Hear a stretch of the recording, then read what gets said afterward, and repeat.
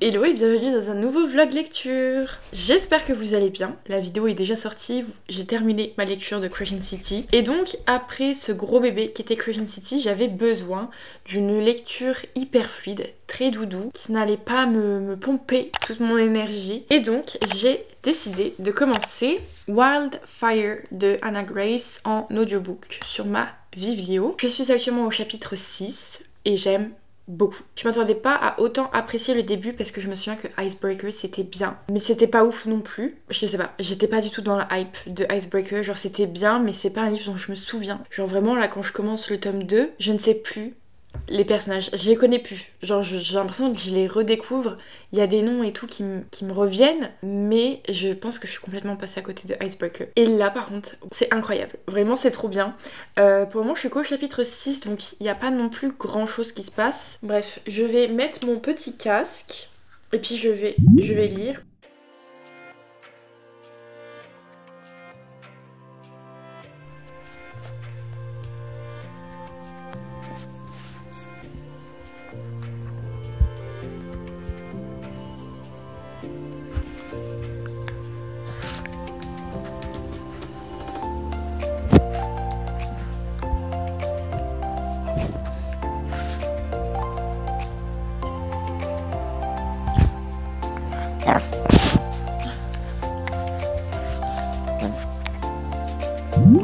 Il est temps que je vous fasse un update sur ma lecture de Wildfire. J'écoute plutôt Wildfire sur ma Vivlio.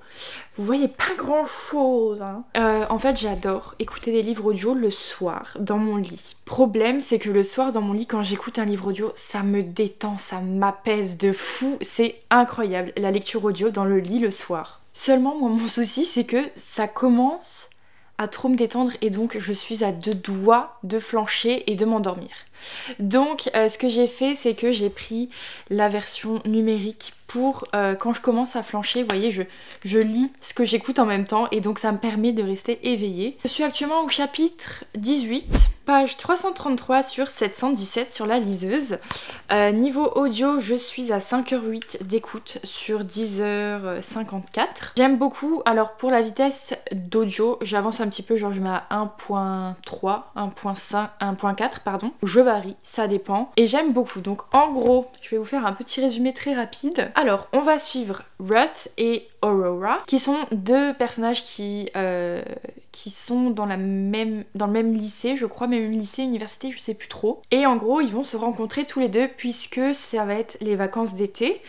Et donc ils vont faire une grosse soirée, les joueurs de hockey, pour dire au revoir à leurs amis et tout, pour profiter une dernière fois parce qu'on sait tous que les joueurs de hockey ça aime bien faire la fête. Aurora se retrouve à cette soirée, elle et Russ, il va avoir un feeling, un petit truc et tout, et donc ils vont passer une soirée ensemble. Et Aurora se réveille, elle s'en va sans lui avoir dit au revoir. Bref, ils s'en vont tous les deux, enfin ces deux-là pensent ne plus jamais se revoir et en fait ils vont se rencontrer à un espèce de camp. En fait je sais pas comment traduire ça en français. Ils vont tous les deux travailler dans un espèce de camp de vacances pour les enfants et ils vont tous les deux être animateurs en fait pour ce même camp de vacances. Donc voilà, ils vont se revoir alors que de base ils pensaient ne plus jamais se revoir, que de base ils se sont quittés un peu, pas en mauvais termes mais genre ils se sont pas parlé quoi.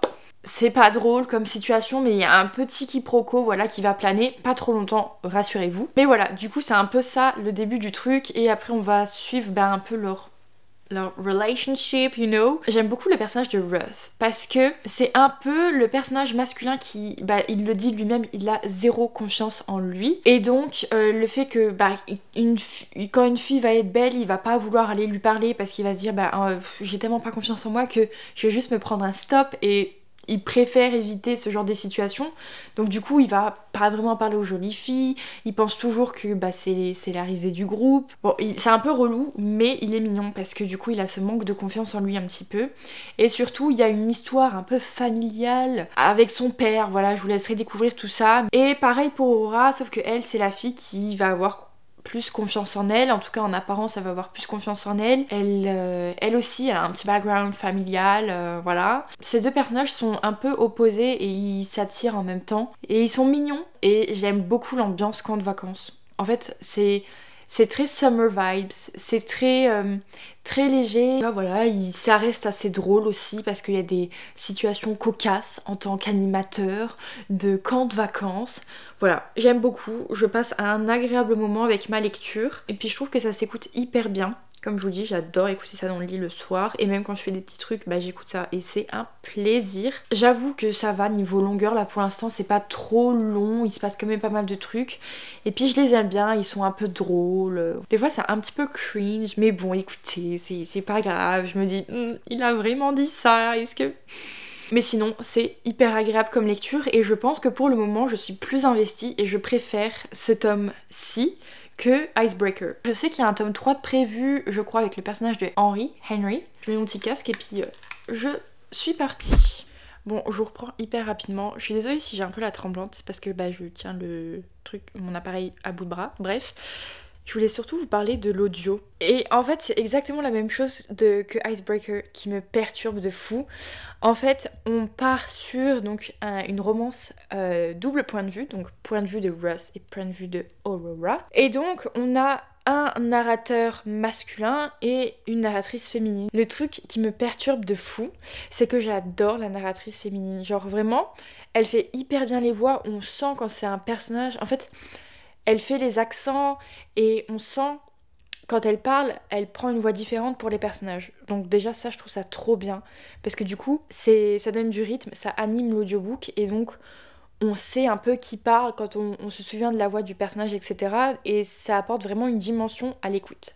Par contre, le narrateur masculin, je n'arrive pas, parce que justement lui fait pas cette distinction, Enfin, il fait un peu des fois, des fois il joue un petit peu, mais pas beaucoup, enfin j'arrive pas à faire la différence entre les personnages parce que c'est assez monotone. Je suis un peu moins fan du narrateur, mais par contre ce qui me perturbe de fou, c'est que vous avez donc deux narrateurs qui lisent le livre, donc chacun de leur point de vue de l'autre, mais ce qui me perturbe c'est que pourquoi quand on est sur un point de vue de Ross, c'est le gars qui fait la voix de Aurora.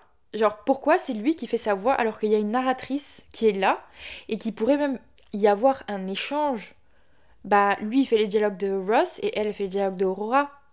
Après je veux bien, vous lisez chacun le point de vue de l'autre si vous voulez, mais moi je veux vraiment cet échange en fait que je n'ai pas. Et donc c'est vraiment un des gros points hyper négatifs je trouve de la lecture audio, parce que je pense qu'il aurait pu avoir plus de rythme s'il y avait eu un véritable échange entre les dialogues et entre les narrateurs du coup.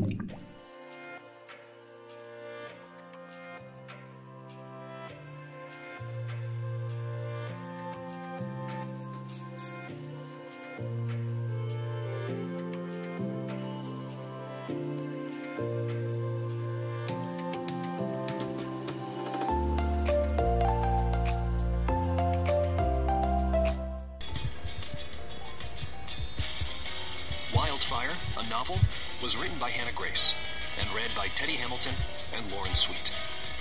Editing and post-production by Chrissy Farrell. Est-ce que je viens de vous donner un avis sur ce livre et que j'avais pas allumé la caméra? Du coup, je viens de vous donner un avis sur Wildfire puisque je l'ai terminé hier soir. Il m'a pris, je crois, 3 jours de lecture, ce qui est plutôt pas mal juste après avoir lu Crescent City qui m'a pris 1 mois de lecture. C'était exactement ce qu'il me fallait, de la légèreté, de l'humour, de la romance, du smut. J'ai énormément apprécié ce livre, bien plus que le tome 1 qui est Icebreaker. Donc j'ai préféré ce tome 2 parce que j'ai adoré les personnages. Genre vraiment le tome 1, les personnages je les avais détestés. Et là c'est pas du tout le cas. J'ai trouvé Russ que c'était un green flag ambulant, il est adorable, il est incroyable, il est choupinou. Bon, il a un peu un manque de confiance en lui, mais guess what? Aurora a assez de confiance en elle pour le couple, donc elle va lui... Voilà, elle va le tirer vers le haut pour que monsieur apprenne à avoir un peu plus confiance en lui. Donc j'ai trop aimé leur relation, c'était grave mignon. L'ambiance... Summer vibes, un espèce de camp de vacances, genre camping, vous voyez. Et eux, c'est les moniteurs. Le groupe du camp de vacances avec Xander, ils étaient adorables, ils étaient trop mignons, ils étaient tellement rigolos. C'était hyper cosy, un vrai cocon. Et ouais, je suis agréablement surprise de cette lecture auquel je ne m'attendais pas à accrocher. L'audio fait bien son travail parce que j'ai beaucoup aimé le livre en audio, parce que vraiment je trouve écouter ces romances comme ça, c'est... En fait on a l'impression de faire partie du groupe, et donc quand il sort des vannes et tout, genre on est là, on rigole instinctivement parce qu'on a vraiment l'impression qu'on nous parle. C'est des personnages qui sont vraiment dans la communication, genre Aurora, elle ne le laisse pas ne pas communiquer avec elle. Dès qu'il y a un problème, elle est en mode oui, dis-moi ce qu'il y a et on arrange ça. Genre vraiment, j'ai trop kiffé. Là, j'avoue que ça va me faire un petit pincement au cœur de les laisser. Ils sont trop choupinous. Je ne sais pas quoi lire. Genre, je sais pas ce que va être ma prochaine lecture. Soit je me lance dans If We Were Villains de ML Rio, qui est une Dark Academia, où là, je pense qu'il va falloir que je sois un peu plus concentrée parce qu'on est quand même sur un espèce de thriller. Je pense que ça sera pas maintenant, parce qu'il faut que je sois un peu concentrée. Et sinon j'hésitais avec Check and Mate de Ali Hazelwood. J'adore la couverture, elle est trop belle. Je sais pas trop, parce que Ali Hazelwood, j'avais lu tous ses livres en vacances, au bord de la piscine. Et je sais pas si le fait que je les lise pas au bord de la piscine, ça va pas me porter préjudice. Parce que je me souviens que les 3 Ali Hazelwood que j'avais lus en vacances, j'avais failli les lâcher. Et je les avais pas lâchés parce que j'étais au bord de la piscine et que j'étais là en mode oui, c'est bon, ça passe, c'est tout. Donc je pense que je vais peut-être me prendre la version audio, s'il y a une version audio de ce livre. Parce qu'en soi, il est pas très grand, il fait 500 pages. 598, bon il fait 600 pages, il est même plus petit que Wildfire. Donc je pense que je vais partir sur ça.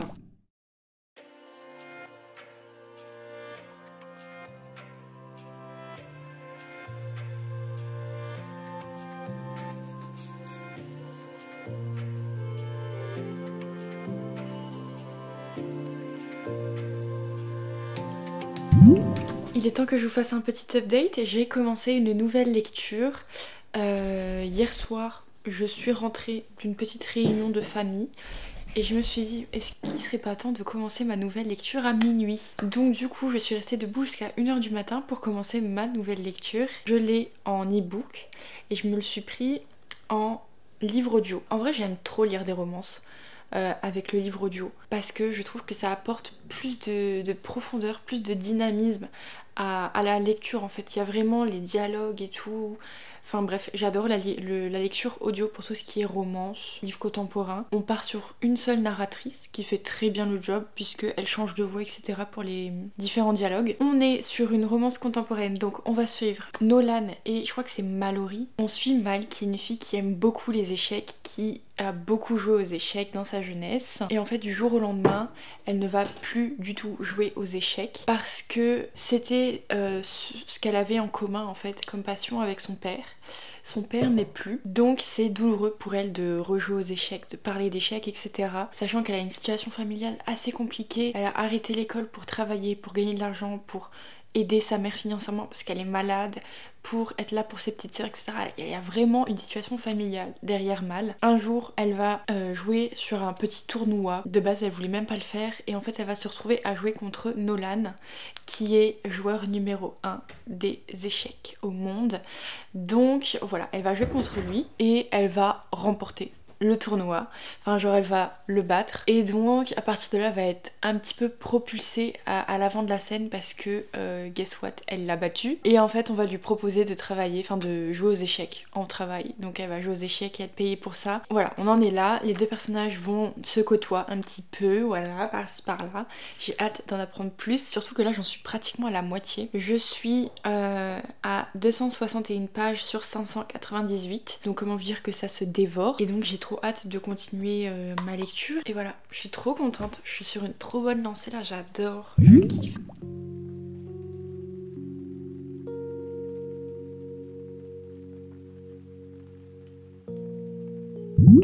Je vous reprends dans ce vlog pour enfin le clôturer. Ça fait pas très longtemps que genre j'ai commencé le vlog. Je l'ai commencé je crois milieu de semaine dernière et j'ai lu 2 livres. C'est un miracle. Genre je suis trop contente de les avoir lus. Genre j'ai terminé ma lecture de Check and Mate. C'était incroyable. J'ai trop kiffé. La première partie elle était bien mais j'étais pas plus emballée que ça. Et par contre après une fois que Mal et Nolan restent plus ensemble, c'était trop bien. C'était trop bien. J'ai adoré l'ambiance d'échecs parce que j'adore les échecs. Genre c'est vraiment un milieu, une ambiance pépite. J'ai trop kiffé. Le personnage de Nolan, il est incroyable, mais vraiment incroyable. Nouveau book boyfriend, genre vraiment il est trop bien. En fait il est incroyable, vraiment je l'adore. Je sais pas quoi vous dire pour vous en parler, mais genre il est incroyable. Vraiment lisez Check and Mate rien que pour rencontrer Nolan. J'ai vraiment trouvé les personnages hyper attachants, ils avaient vraiment une histoire et tout, il y avait un truc, c'était trop bien. Et surtout la lecture audio, je l'ai trop kiffé. Genre vraiment ça s'écoutait hyper bien, c'était hyper fluide à l'écoute. Il n'y avait qu'une seule narratrice qui faisait toutes les voix, mais c'était hyper bien fait parce qu'elle changeait sa voix pour chaque personnage, donc c'était hyper bien pour suivre parce que du coup on n'a pas besoin d'être hyper concentré. Quand on reconnaît la voix on se dit ah ok c'est tel personnage, et ça j'adore. Et donc j'ai trouvé ma prochaine lecture. Je vais pas vous dire ce que c'est dans ce vlog, je vous laisserai aller me suivre sur Instagram où vous verrez qu'est-ce que je lis. Donc j'espère que ce vlog vous aura plu. Dites-moi quelle est votre lecture en cours et les livres que vous avez apprécié lire en février. Bon, en attendant je vous fais plein de gros bisous et je vous dis à bientôt, bye.